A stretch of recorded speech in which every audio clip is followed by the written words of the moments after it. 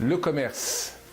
Ah, est-ce une activité d'impulsion ou de manipulation? Combien de fois avons-nous entendu « oui, les vendeurs sont des manipulateurs ». Eh bien, je vous propose de distinguer ceci. Manipuler, impulser. Que veut dire manipuler? Je vous propose ceci, c'est donner envie à quelqu'un d'aller dans une direction, sachant qu'au bout du compte, ce quelqu'un, cette personne, ce client sera perdant.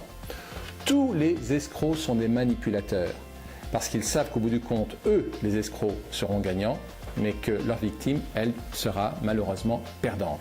Ça, c'est de la manipulation. L'impulsion. Ah, là, c'est un autre registre. Là aussi, il s'agit de donner envie. Mais il s'agit de donner envie pour créer, produire de la valeur. Valeur ajoutée pour le client, chiffre d'affaires pour le vendeur. En tout cas, dans l'impulsion, il y a cette volonté de donner envie sincèrement.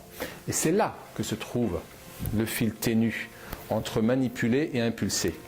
Alors, je sais que certains d'entre nous peuvent penser, parfois la frontière n'est pas très claire. C'est vrai que, permettez-moi cette image, un homme fait la cour à une dame.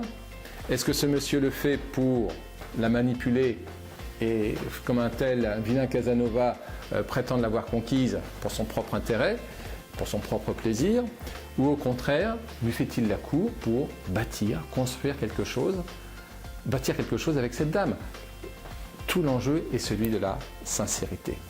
En tout cas, vous savez de quel côté nous penchons. Le commerce est fait pour impulser, pour donner envie et construire, bâtir ensemble des relations à long terme qui soient fructueuses pour tout le monde. Et c'est évident, vous aussi, vous en étiez convaincus. Merci à vous.